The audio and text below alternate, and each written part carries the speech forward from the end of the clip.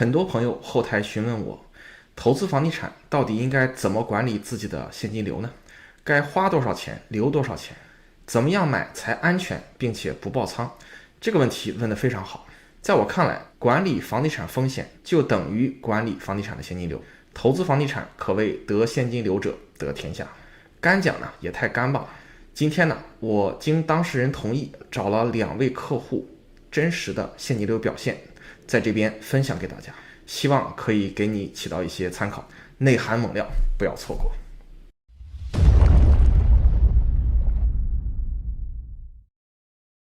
大家好，我是你们的朋友 Norman， 我们又见面了。还记得我之前发的视频，聊到如何通过投资房地产积累8位数加币的资产，一共有几个步骤呢？具体该怎么做？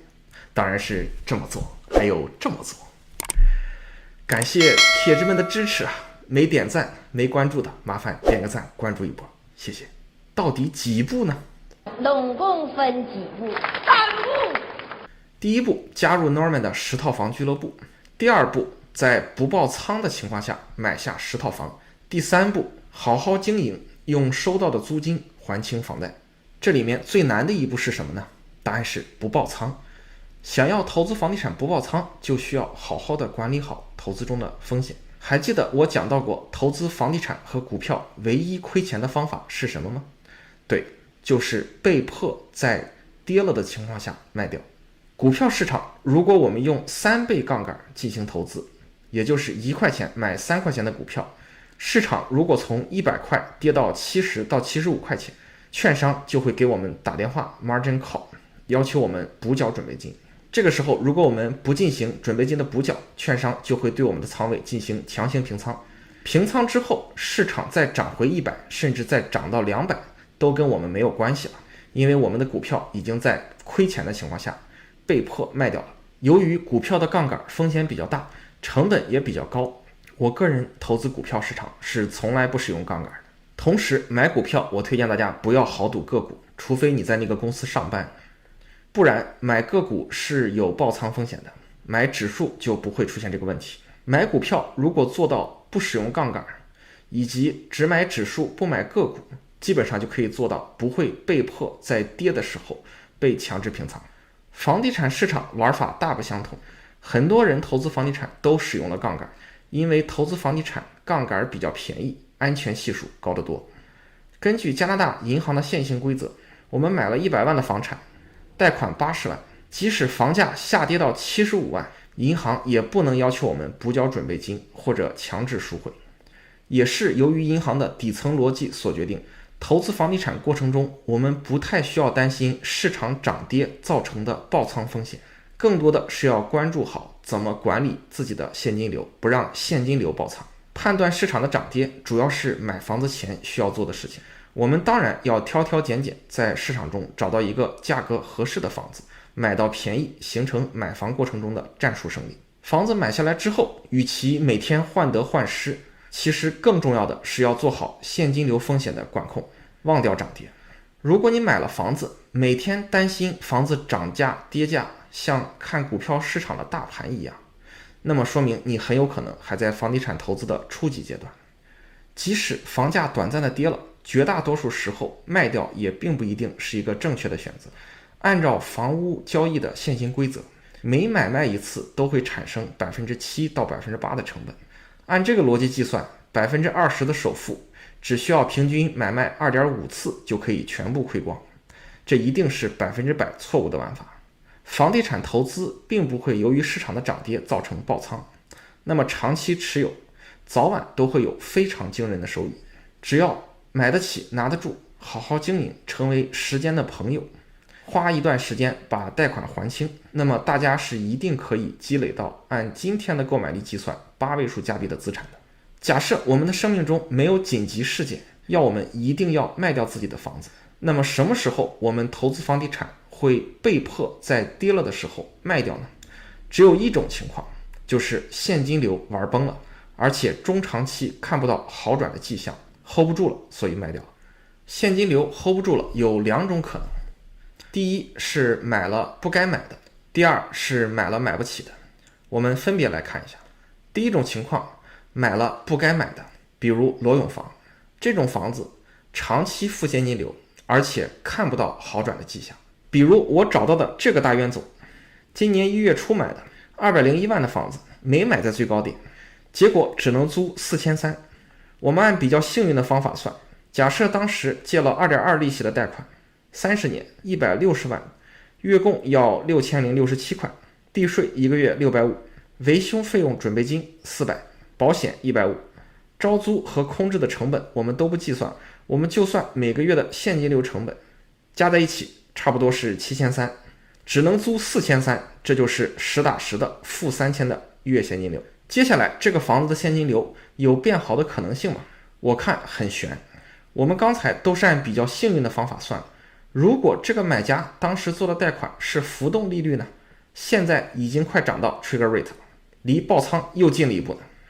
如果当时做的不是30年的贷款，而是25年呢，每个月又多了900块钱的负现金流，这样负现金流就奔着4000去了。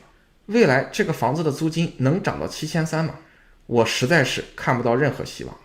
这个房子所在的区域就是我上一个视频点名批评了的不太适合招租的区域 Richmond Hill。 这个区是个很不错的区，买来自住无可厚非，你喜欢就好。但是买来招租就是房地产投资的典型反面代表。怎么解套呢？我想到的唯一方法就是等再来一波17年或者是22年初暴涨的情况，把这个房子卖给下一个冤总，相信这个买家 N 年后卖掉的时候，一定有一种中石油解套的感觉，从此人生大彻大悟。第二种情况，买了买不起的，简单讲就是我们的收入加上房子本身产生的现金流，没有办法长期稳定和安全的持有这些物业。按现在的市场环境，我们买20%首付的房子，差不多都是负现金流。但是不用担心，未来房子随着租金的上涨，现金流会变好。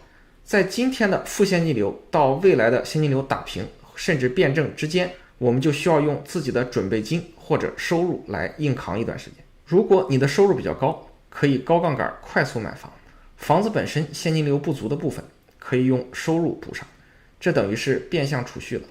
在今天的市场环境下，20%首付买房差不多都会有负400到负800的现金流，大约4到5年的租金上涨可以让现金流打平。我的另一批客户，很多人是退休了来加拿大的，他们在加拿大没有收入，但是带着一大笔钱过来，这个时候就可以考虑低杠杆买房，最好刚上来就可以有正现金流，40%、50%甚至60%的首付都是可以接受的。生活费不足的部分也可以通过房子产生的现金流补足。具体怎么把握这个度，实际上就是现金流管理的终极奥义。不绕圈子，直接上结论。最佳的现金流管理方案实际上就是 break even 打平，不赔不赚，现金流为0。这个答案可能会惊掉很多人的下巴。这里的现金流为0不是指的我们把所有房子空置，让租金等于0，而是尽可能的做到你的收入加上房子的收入等于你生活的支出加上房子的支出，或者说你的收入加上房子的收入减去你生活的支出再减去房子的支出等于0。为什么现金流为0实际上是最佳的方案呢？这其实是兼顾了安全属性和税务的2个方面。如果总收入减去总支出大于0，那么在加拿大这样一个万税之国，你将面临比较高的税务压力。毕竟在加拿大10万以上的年收入边际税率都已经来到 38% 了，房地产投资再造成比较大的税务压力，其实是我们并不想看到的。如果总收入减总支出小于0，这样不就违约了吗？欠信用卡、欠贷款可一点也不好玩。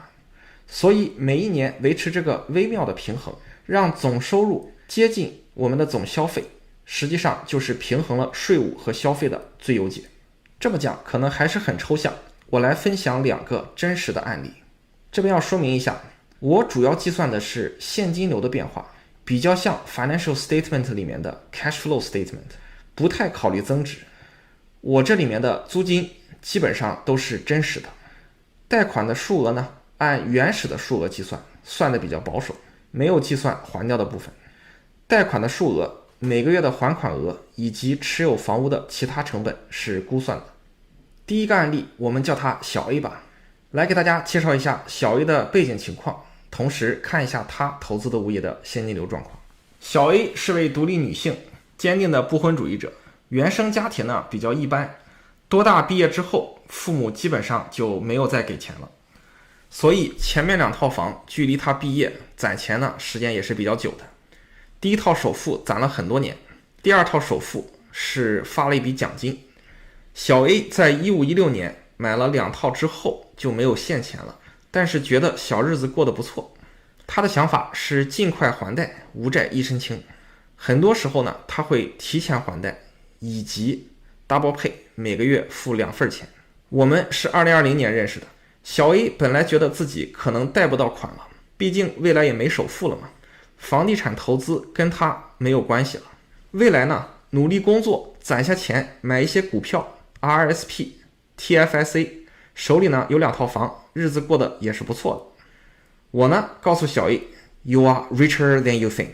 他已经买了的房子不动的情况下，未来还能继续买，一直可以买到10套房。我开始帮他规划贷款，目标差不多是1年1套。大家可以看到20年和21年我分别帮他买了1套房。现在的情况是今年年初我帮他把第2套物业做了 refinance， 再加上已经攒的钱，拿到了差不多40万的首付。除此之外呢，自住房我也帮他进行了一下调整，有25万的贷款，但是贷款之上还有25万的 line， 一共是50万。下面的1套房我帮他做了50万的贷款预批，是可以继续买的。今年看实际条件的允许，争取再帮他买1到2套。小 A 目前一共有4套房，房1是自住房，贷款不多，当趟的一室，离他工作的地方不远，住着很舒服，每个月的费用已经低于在当趟租房子的成本了。投资房房2早就打平了，但是做了再贷款，所以现在现金流依然是负的。3套投资房合在一起不到1000的负现金流，也很健康。收入冲抵这1万的投资房负现金流，风险很低，绰绰有余。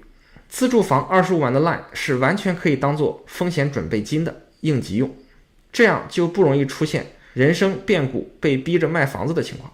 整体现金流风险不大，租金也都不错，房子位置很核心。房2是旧房，涨租有难度，随着房龄越来越老，未来其实可以考虑把它卖掉，换一个更新的房子。房2的现金流其实本来挣很多，但是这样会给他造成额外的收入。我建议他增大房2的贷款，制造费用，人为把收入做下来，这样做收入更划算，还会有更多的首付继续买新的房子。房3、房4是我帮他买的，都是新房，预计未来2到3年就可以实现租金打平，问题不大。第2个案例我们叫它小 Z 吧，同样我们也来看一看小 Z 投资的物业和他的现金流状况。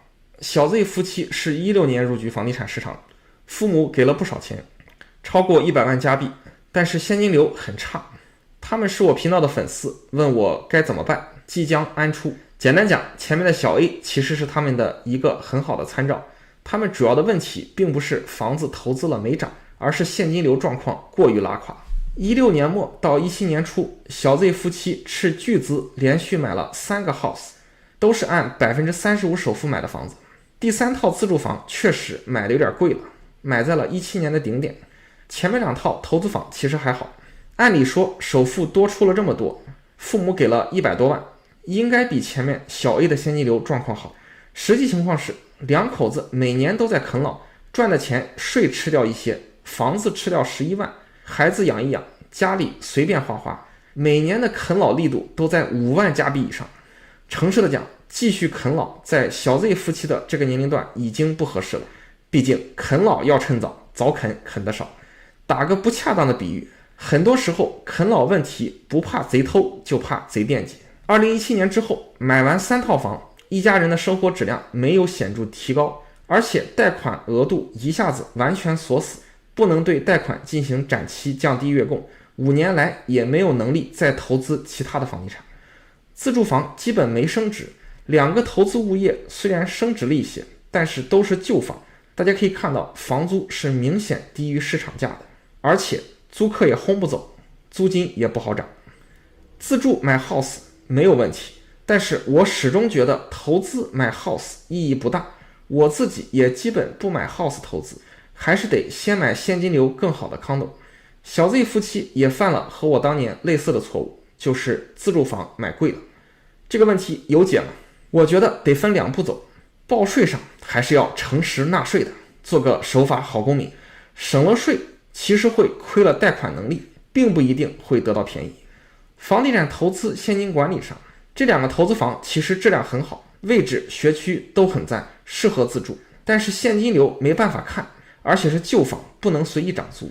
我推荐他们搬到其中一个 house 去住，把自住房和另一个 house 卖掉，换成小 A 一直在买的，也是 Norman 现阶段推崇的核心区 condo 经济适用房。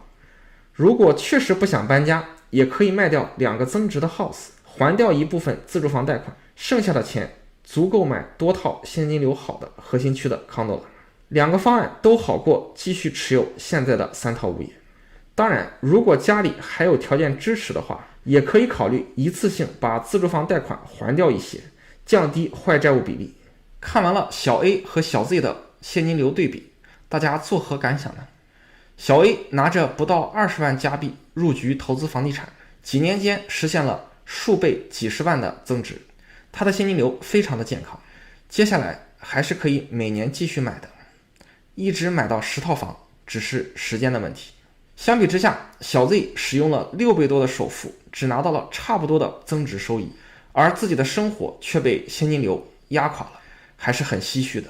事实证明，玩转房地产投资，先玩转现金流是至关重要的。但凡小 Z 买之前仔细算一算现金流的收益情况，也不会一次性把自己的贷款全部用爆，让自己成为贷款和房地产再投资的双向植物人。如果小 Z 可以买一个相对便宜一点的自住房，或者是把自住房以外的房子买成像小 A 这样的现金流比较好的投资物业，相信用同样的首付，他基本上到今天为止已经可以做到10套房加整体正现金流了。不知道屏幕前的你在真实的房地产投资中现金流管理的怎么样？欢迎在下方把你的故事分享给我。好，这就是本期视频的内容，感谢大家的点赞、关注、评论、转发，毕竟转发了你就赚发了。房子上的问题找 Norman 就够了，我们下期见。